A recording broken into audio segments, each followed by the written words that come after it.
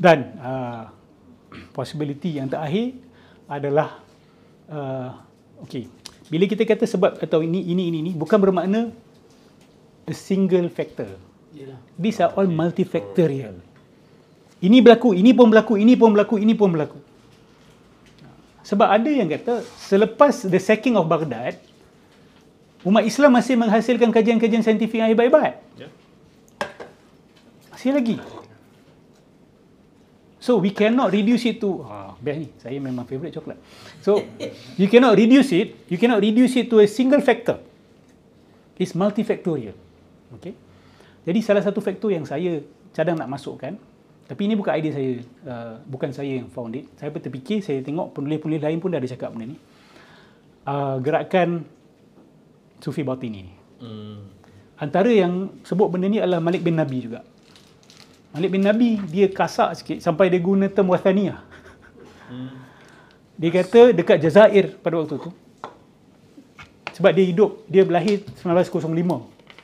Itu Jazair tengah the peak of European punya conquest.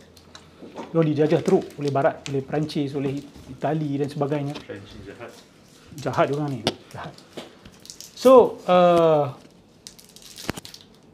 Malik bin Nabi dia macam meratap sikit. Dia kata kita ni macam hidup kembali di zaman jahiliyah.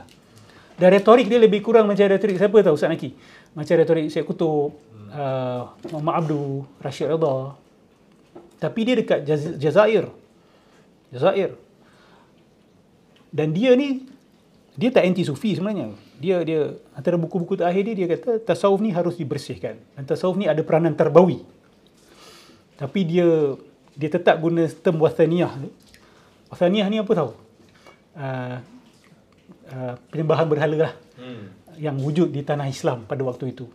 Dan bila dia jelaskan apa maksud wathaniyah tu, dia katalah yalah pergi makam wali-wali, minta itu, minta ni, wafak-wafak dan sebagainya. Dia kata ini merosakkan pemikiran umat Islam yang menjatuhkan tamadun dan kita tak akan boleh lawan Barat dengan cara pemikiran begini. Syekh Muhammad Al-Ghazali juga pernah ceritakan dekat Mesir. Dia kata British, penjajah British tak takut dengan orang Mesir sebab antaranya setiap tahun ramai orang pergi ziarah kubur Ahmad Badawi dengan ulama'-ulama'nya sekali. Pada pendapat Syekh Muhammad Al-Ghazali, ini tanda kemunduran. Sebab memang perlakuan di situ agak melampau. Itu juga berlaku di Tunisia. Manusia pergi ke arah kubur-kuburan ni minta bila diserang oleh penjajah, the first thing they go is kubur-kubur wali ni. Dekat Mesir pernah berlaku bila penjajah masuk, orang pergi ke kubur Imam Syafi'i. Wahai Syafi'i, penjajah dah masuk. Tolong, madad. So ada orang jawab balik. Macam mana Syafi'i nak tolong? Yang lebih mulia daripada dia dekat Mesir pun tak dapat nak tolong. Siapa? Hussein. Sayyidina Hussein punya kepala didakwa ada dekat Masjid Hussein kat depan Al-Azhar tu.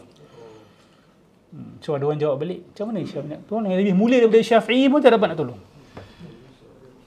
So masalah umat Islam pada waktu dah sampai level tu. Dan sekarang ni seolah-olah macam ada kebangkitan di tanah Melayu. So kita tak mahu benda tu berlaku. We do not want this to happen here.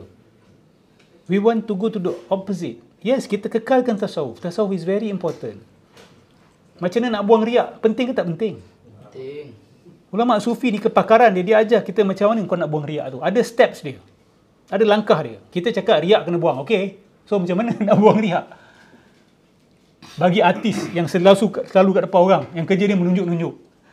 Tiba-tiba nak kena buang riak. Ingat senang ke? Orang yang kaya raya nak diajar macam mana nak buang cinta dunia. Ada steps dia, ada strategi dia. Ini kepakaran ulama sufi. Kita kena hormat kepakaran itu. Tetapi kita menentang bid'ah dan pelampauan. Sama juga ada bid'ah dalam fiqah, ada bid'ah dalam ilmu akidah, ada bid'ah dalam ilmu ihsan, ilmu tasawuf, ilmu tazkiyah, ada juga bid'ah. Okay? So, antara yang kita nak sampaikan adalah supaya jangan kita sampai kembali ke situ. So, bila kita faham macam mana sains di tanah Islam jatuh, okay, kita tahulah untuk tidak ulang the same mistake and we know what we cannot do untuk kita perbaiki. Okay? Ada soalan terakhir sebelum kita tutup. Dimensi.